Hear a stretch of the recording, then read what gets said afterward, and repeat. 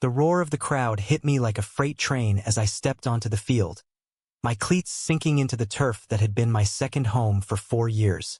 My father's voice boomed over the loudspeaker, cracking with that rare vulnerability I'd only heard once before, when Mom left us for good, announcing to the entire stadium that I was quitting the team, walking away from everything we'd built together. But as the words hung in the humid Iowa air, I locked eyes with Alex across the 50-yard line, his hands slipping into mine right there under the floodlights, and in that electric silence before the gasps erupted. I knew this was the moment we'd either shatter or save each other. It was supposed to be the state championship game, the pinnacle of Eldridge High's football season, where legacies were forged in sweat and glory. My dad, Coach Harlan Reeves, had poured his soul into this program since he was younger than I was now, turning a ragtag bunch of farm boys into contenders. He was the rock of our town, Eldridge, Iowa, a place where cornfields stretched like golden oceans and Sundays meant church potlucks and pickup games on cracked asphalt. At 68, with silver hair cropped military short and a limp from a knee that never quite healed right, he still paced the sidelines like a lion, barking orders that could make grown men weep. And me? I was his pride, his quarterback, the golden boy who'd carry his name into the history books. But secrets have a way of rotting from the inside out, and mine had been festering since sophomore year. Alex Rivera, linebacker, straight-A student, son of the town's only Mexican-American family, had crashed into my life during summer drills, his tackle knocking me flat, but his grin lifting me higher than any touchdown ever could. It started with stolen glances in the locker room, the brush of shoulders that lingered too long, whispers in the dark of the equipment shed about dreams bigger than this town could hold. He was my everything, the spark in the monotony, the hand that steadied me when Dad's expectations felt like chains. We were careful, so damn careful. Late-night drives to the edge of town, notes passed in geometry class, but love like ours doesn't stay buried forever. That morning, I'd sat across from Dad at our scarred oak kitchen table, the one Mom refinished before she bailed for Chicago and a real life. His eyes, faded blue like worn denim, fixed on his black coffee as he cleared his throat. Son, I heard from Principal Hayes. You're thinking of transferring out after this season. Dropping football altogether. His voice was gravel, laced with that coach's disappointment I trained myself to ignore. I hadn't told him, hell, I hadn't even decided for sure. But rumors fly fast in Eldridge. Alex and I had talked about it endlessly. Him heading to Iowa State on a partial ride, me chasing art scholarships to anywhere but here, where being gay meant whispers behind hands and sermons on Sundays about choosing the right path. Yeah, Dad, it's not about the team. It's me. I need space to figure things out. My heart hammered, words tasting like ash. He nodded slowly, jaw tightening, and muttered something about legacy, about not throwing away what we'd built. By afternoon, he decided to address it publicly, turn my quitting into a rallying cry, a family matter to fire up the team. I let him because confronting him meant confronting us all, and I wasn't ready. Not yet. The stadium buzzed as we warmed up, the scent of fresh-cut grass and hot dogs mingling with the crisp October chill. Alex bumped my helmet with our ritual, his dark eyes flashing a message only I could read. Tonight.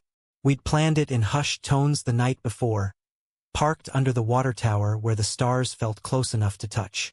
No more hiding, Jake, he'd said, his thumb tracing my knuckles. If we're leaving, we leave as us. I loved him for that fire, the way he turned fear into fuel. But as the clock ticked toward kickoff, doubt clawed at me. What if Dad disowned me? What if the town turned its back? What if Alex regretted choosing this fight? The national anthem faded, and there was Dad, microphone in hand, his broad frame silhouetted against the setting sun. Folks, before we get this game underway, I got something to say about my boy here, Jake Reeves. The crowd hushed, a sea of flannel and face paint leaning in. He's been the heart of this team, but he's decided to hang up his cleats. Moving on to bigger things, I reckon. We're proud of him. Proud as hell. But tonight we play for the legacy he leaves behind. Applause thundered, mixed with murmurs of surprise. I stood frozen on the sideline, helmet in hand, the weight of his words crushing my chest. He thought I was running away, ashamed, when really, I was finally standing up. That's when Alex broke formation. He jogged across the field, ignoring the ref's whistles, straight to me. The stadium lights caught the sweat on his brow, making him glow like some kind of hero from a story I never believed I'd live. "Coach," he called out, voice steady but loud enough to carry. "Mind if I say a few words too?" Dad's face twisted, confusion, then irritation. But the crowd ate it up, cheering for the drama. Alex grabbed my hand, right there in front of God, country, and every soul in Eldridge County. Gasps rippled like wind through cornstalks. "Jake's not leaving because he's giving up," Alex said, his grip iron on mine. "He's leaving because he's brave enough to be who he is. And that man right here, he's the one I love. The one who's made every damn day worth fighting for." Time splintered. Dad's mic slipped an inch, his mouth opening like a fish on dry land. The stands erupted. Not all cheers, some jeers slicing through like shrapnel. But Alex didn't flinch. He pulled me close, our foreheads touching, and whispered, "We're in this, quarterback. All the way." I don't remember the rest of the halftime speech, or even if Dad finished it. My world narrowed to Alex's breath on my skin, the pulse in his wrist syncing with mine. We'd stunned them all right, but as the second half loomed, I wondered if we'd just lit the match that would burn everything down. The locker room at halftime was a pressure cooker, steam from the showers mixing with the stench of liniment and defeat. We were down 14-7, fumbling plays like we'd forgotten how to run. Dad stormed in, his clipboard cracking against a locker as he unleashed a tirade that could peel paint. "What the hell was that out there, Rivera? You think this is some fairy tale prom? This is football." The word hung ugly, deliberate, and my stomach dropped. The team shifted uneasily, some avoiding eyes, others smirking like they'd known all along. Tommy Hargrove, our wide receiver and Dad's golden-haired echo, snorted. "Coach is right. Keep your drama off the field. Queer." Alex surged forward, but I grabbed his arm, the burn of tears hot behind my eyes. "Enough," Dad barked, pointing at me. "Jake inside. Now." We retreated to his cramped office, the door slamming like a guillotine. He sank into his rickety chair, rubbing his temples, the lines on his face deeper than I'd ever seen. "Son, what in God's name? With Rivera? A boy?" His voice broke on the last word. Not anger, but something rawer, disbelief laced with grief. I leaned against the desk, fists clenched to keep from shaking. "It's not a phase, Dad. It's me. Has been since. Forever. Alex, he sees me, the real me, not just your backup plan for immortality on the field." The confession poured out, years of swallowed truths bubbling up. The crushes I'd buried, the prayers for normalcy that went unanswered. The nights I'd cried into my pillow wishing I could trade my heart for his playbook. He listened, silent, his calloused hands folding and unfolding like he was diagramming a play he couldn't solve. "I built this life for you," he finally said, voice a whisper. "After your mom. I thought football would keep you straight. Keep you safe." Safe. The word twisted like a knife. In Eldridge, safe meant invisible, meant marrying the girl next door and coaching Pee Wee League on weekends. But Alex had shown me there was more: road trips to Des Moines pride parades, sketches of city skylines I'd draw while he read poetry aloud. We dreamed of Chicago, of lofts with skyline views and jobs that didn't define us by touchdowns. "I love him, Dad. And if loving him means leaving, then that's what I'll do." The office felt smaller, the air thick with unspoken accusations. He stood, slow, like his knee protested the effort, and placed a hand on my shoulder, hesitant, heavy. "Go win this game, Jake. Then we talk. For real." It wasn't acceptance, not yet, but it was a crack in the armor. As I filed out, Alex met my gaze from the bench, his nod a lifeline.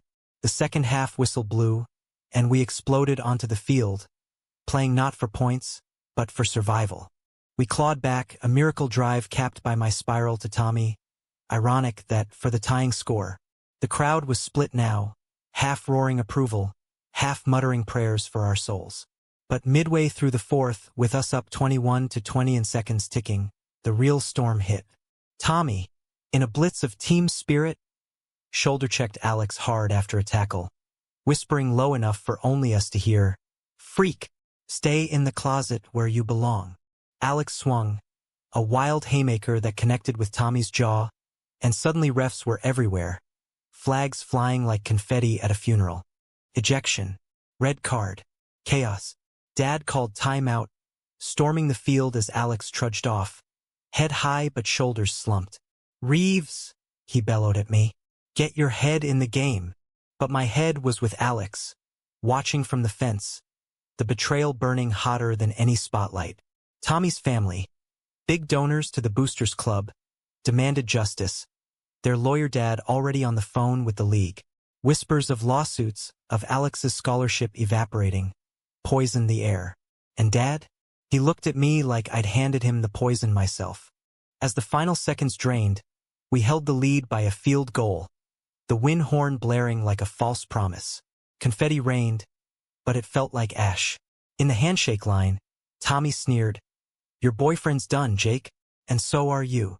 Dad pulled me aside amid the celebrations, his face a mask. "I talked to Hayes. Transfers approved for both of you if you want. But this divides us, son. The town. Everything." His eyes glistened, the coach facade cracking. Betrayal stung from all sides. Tommy's bigotry, the town's fractured cheers, and worst, Dad's quiet withdrawal, like he'd lost his son to a war he didn't understand. That night, Alex and I sat on the bleachers, the field empty under a blanket of stars. His knuckles were bruised, my heart more so. "Was it worth it?" I asked, voice small. He pulled me close, his warmth chasing the chill. "Every bruise, every whisper, because now they know we're real." We kissed then, slow and sure, the world fading to just us. But as headlights swept the lot, Dad's truck, idling like a judgment, I wondered if love could bridge the chasm we'd cracked open. The days after the game blurred into a haze of fallout, Eldridge transforming from a sleepy haven into a battlefield of opinions. Front-page headlines in the Eldridge Gazette screamed, "Championship glory marred by locker room drama," with photos of Alex's ejection splashed like tabloid fodder. Social media exploded, Eldridge pride trending alongside pray for our team. Neighbors who'd waved hello now crossing streets to avoid us. Dad buried himself in film sessions, his silence louder than any post-game rant. I'd catch him staring at old photos on the mantel.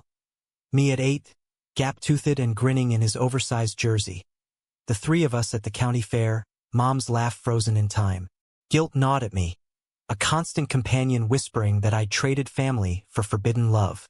Alex's house became our bunker, a modest rancher on the edge of town where tamales simmered on Sundays and his abuela's rosary beads clicked like a metronome of faith. His parents, Rosa and Miguel, had welcomed me with cautious hugs after the game, Rosa pressing a plate of empanadas into my hands while murmuring, "Amor yes, amor, mijo."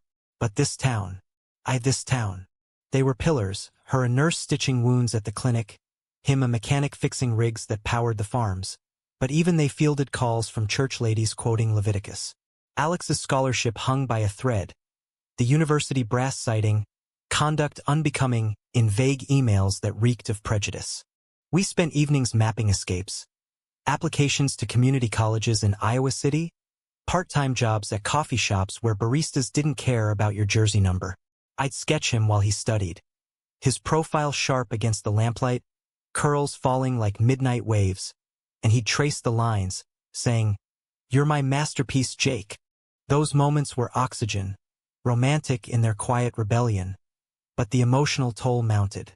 Sleepless nights where I'd jolt awake, dreaming of Dad's disappointed eyes, or Alex's hands slipping from mine in a crowd that turned ugly. Then came the betrayal that gutted me deepest. It was a Thursday, rain lashing the windows like accusations, when Tommy Hargrove showed up at practice. Uninvited, smirking like he'd won some invisible trophy. Dad had reinstated drills, desperate to reclaim normalcy, but the team was fractured. Half avoiding Alex, the other whispering support in stolen moments. Tommy cornered me in the weight room, spotting my bench press with mock concern.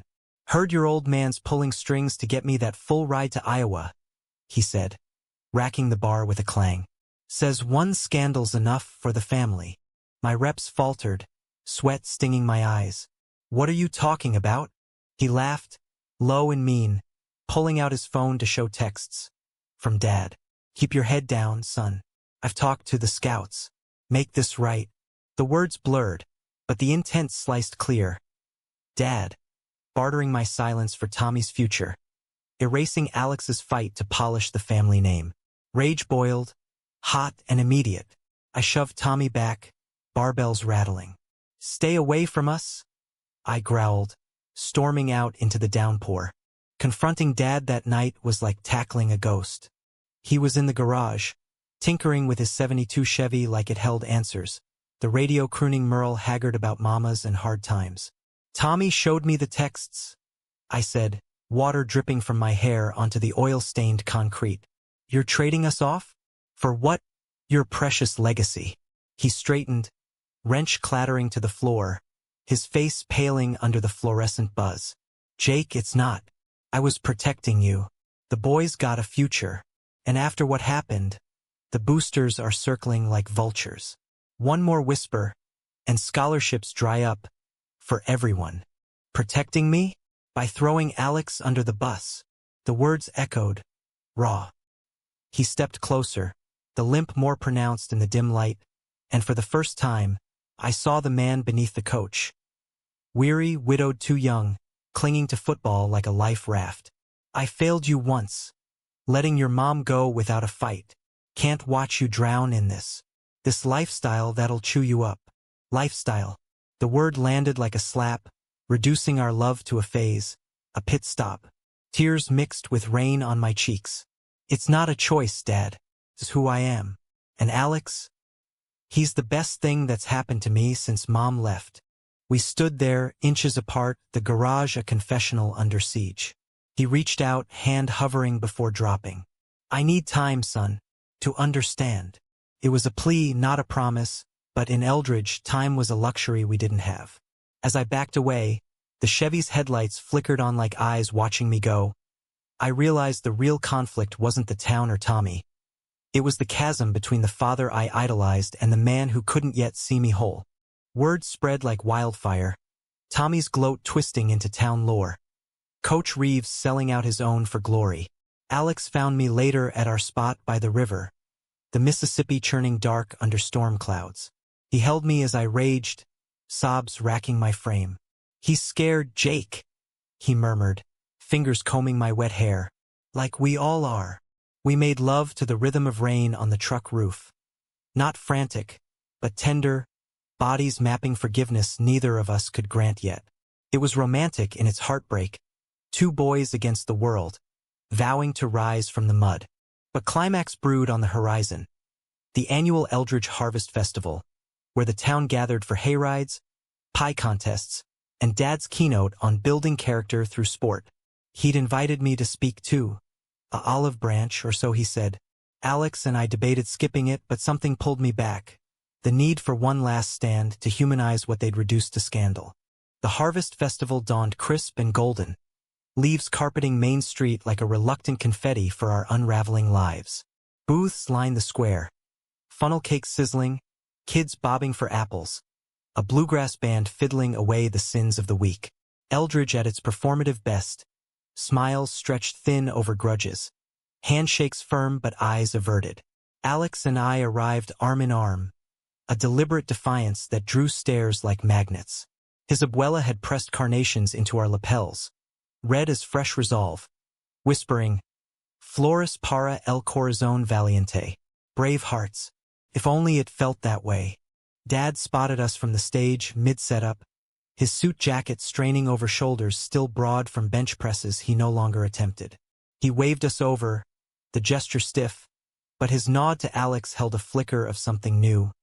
Tolerance? Or theater for the crowd? "Glad you came," he rumbled, clapping my back. "Folks are expecting a word from the champ." Tommy lurked nearby, schmoozing boosters with his dad, their laughter a barbed wire fence. The air hummed with anticipation, the kind that precedes a storm. As the sun dipped, Dad took the mic, his voice carrying over the murmurs like a halftime pep talk. Eldridge, we've had a season of highs and tests of character. Pauses for chuckles, but tension coiled tight.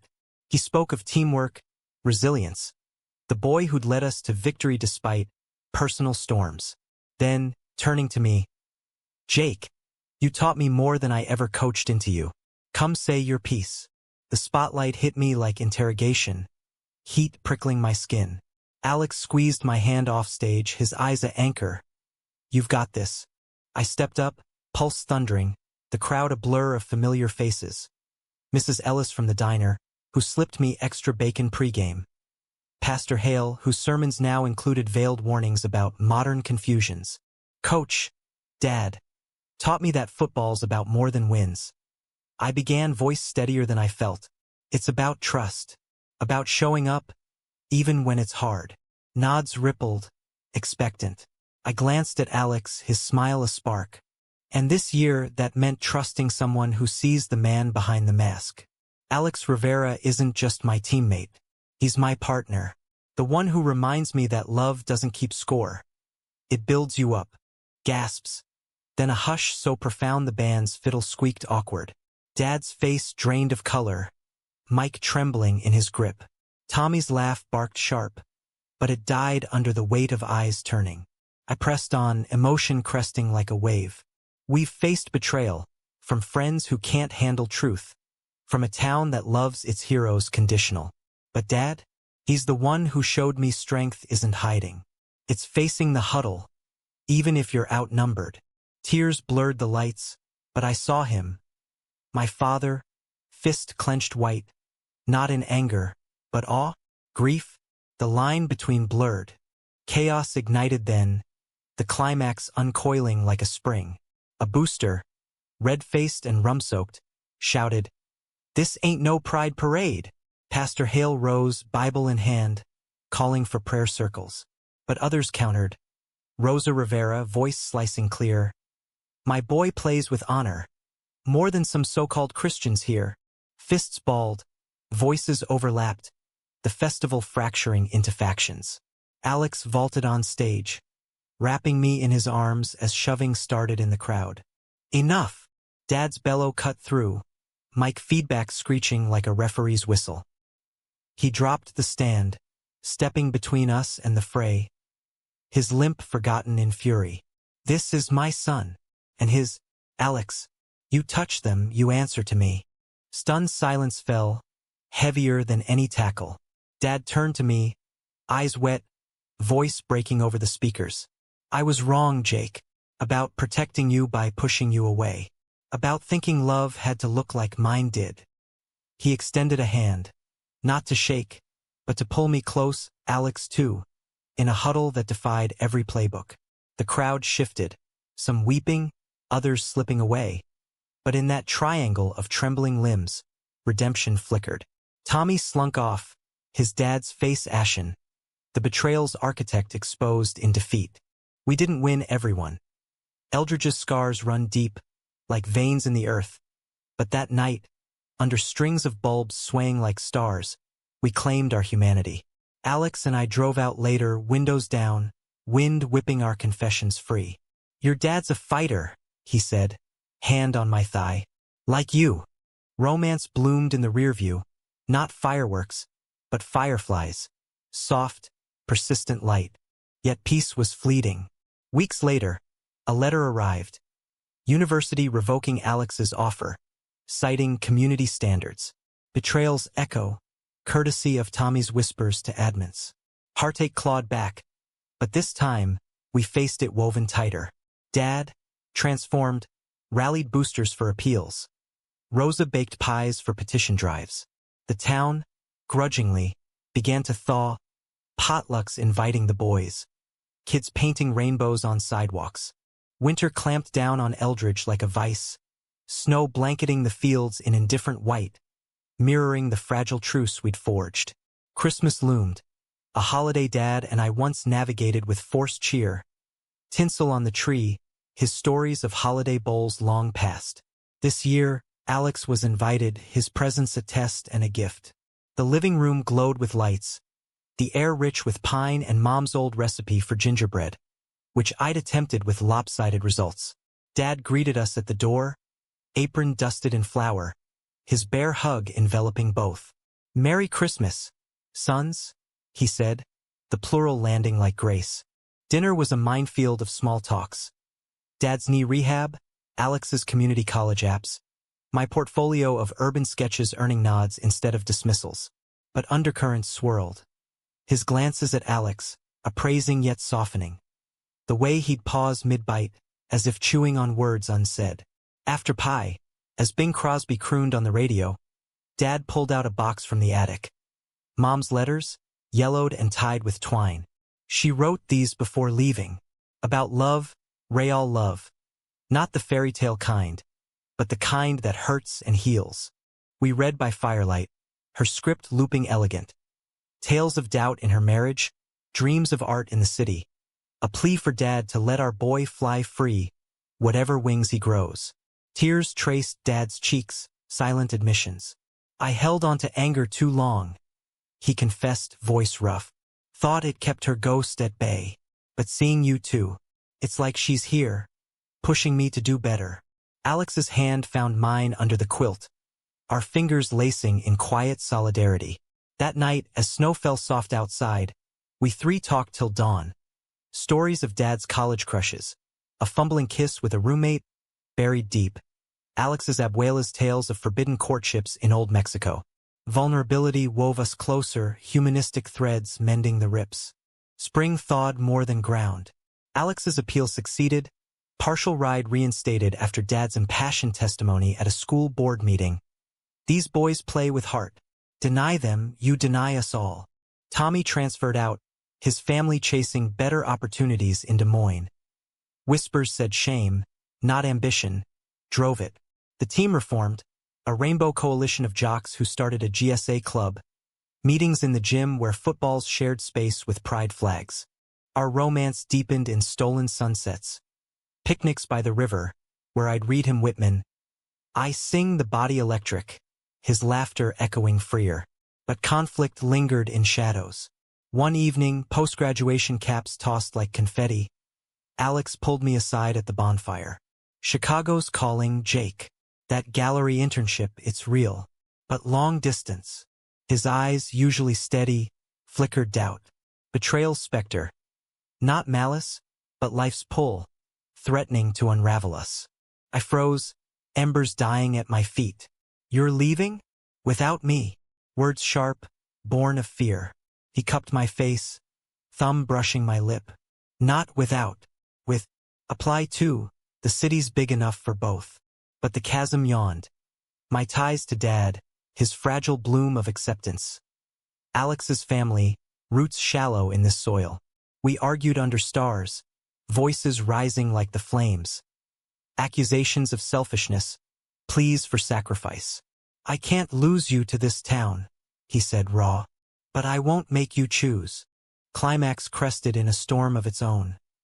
Dad, overhearing our fight from the porch, intervened not with lectures but questions. What's love if it clips wings? He asked, echoing Mom's letters. We sat till midnight, mapping compromises, weekends on Greyhounds, summer sublets. It wasn't easy. Emotions ebbed in waves of longing, romantic letters mailed old school, phone calls laced with, I miss your laugh. But in the forging we grew human, flawed, enduring. Graduation day dawned brilliant, gowns fluttering like banners of surrender. As valedictorian, Alex spoke. We've learned that surprises aren't endings. They're invitations to rewrite the play. Dad, in the front row, stood first to applaud, his whoop piercing the cheers. Later, at the after-party, he pulled us into a diner booth, burgers steaming. Proud of you both, he said, simple, profound. No fanfare, just truth. Summer unfurled lazy and luminous, a bridge between what was and what beckoned. We packed for Chicago in Dad's garage, boxes labeled with dreams. Art supplies, Alex's books, kitchen odds, 4 late-night snacks. He helped load the U-Haul, sweat beading on his brow, jokes cracking about city slickers, masking the ache of empty nests. "Call every Sunday," he gruffed, but his hug lingered, fierce. "And bring that boy back for Thanksgiving. Rose's turkey's worth the drive." Acceptance, hard won, bloomed in gestures. A pride sticker on his truck bumper, quiet donations to the local center. The city hit like a revelation. Skyscrapers piercing clouds, streets pulsing with lives unapologetic. Our loft in Wicker Park was a shoebox of charm. Exposed brick, a fire escape for stargazing, windows framing sunrises over Lake Michigan. Alex thrived in poli-sci classes, debating justice with fire. I interned at a gallery, my sketches evolving into bold abstracts of Eldridge's ghosts. Cornfields laced with rainbows. Romance wove daily. Coffee runs hand in hand. Jazz clubs where we'd sway slow to saxophones. Arguments over takeout that ended in laughter and sheets tangled warm. But distance tested as promised. Dad's calls grew sporadic, his voice tinny over lines. Knee flares, team slumps, a loneliness he wouldn't name. One visit home, we found him thinner, the house echoing. "Miss the noise," he admitted over beers on the porch, fireflies winking approval. Alex bridged it, sharing stories of city chaos, drawing Dad into our world. "Your family," he said, and Dad's nod sealed it. Autumn brought trials, a gallery show where critics lauded my raw emotional depth. But sales lagged, doubt creeping. Alex's internship turned grueling, late nights straining our rhythm. A fight erupted, petty, about forgotten anniversaries, escalating to core fears. What if this city's too big for us? We mended on the lakeshore, waves lapping confessions, vowing deeper listens. Winter circled back, Chicago's wind a howl, but our bond fortified. Dad visited for New Year's, awed by the ball drop, toasting with plastic flutes. To surprises that stun us into better men, he met our friends, an eclectic crew of artists and activists, charming them with farm yarns, his laugh booming freer. Spring renewal came with news. Dad retiring, handing reins to a young coach who'd played under him, one who'd quietly mentored our GSA. "Time to coach from the stands," he said, eyes twinkling. We flew home for the ceremony, the field alive with banners. "Thanks, Coach, for all kinds of heart." In his speech, he nodded to us in the crowd. "My greatest play? Letting go so love could score." Years folded forward, humanistic tapestries. Alex pursued law, advocating for queer rights in the heartland. I exhibited nationwide, canvases whispering Eldridge's truths. Dad found love. A widow from the clinic, her garden parties filling the house with chatter. We returned often, holidays a mosaic of traditions. Tamales alongside gingerbread, football games where rainbows waved proud. One eve, porch sitting as crickets chorused, Dad clasped our hands. "Thought I'd lose you that night on the field. Instead, you saved me." Tears glistened, but smiles held. No tragedy, but a quiet triumph. Love's surprise, stunning us into grace. In the end, Eldridge wasn't conquered. It evolved, grudgingly, beautifully. And we ran the play together, hearts open, legacies rewritten in colors no playbook could contain.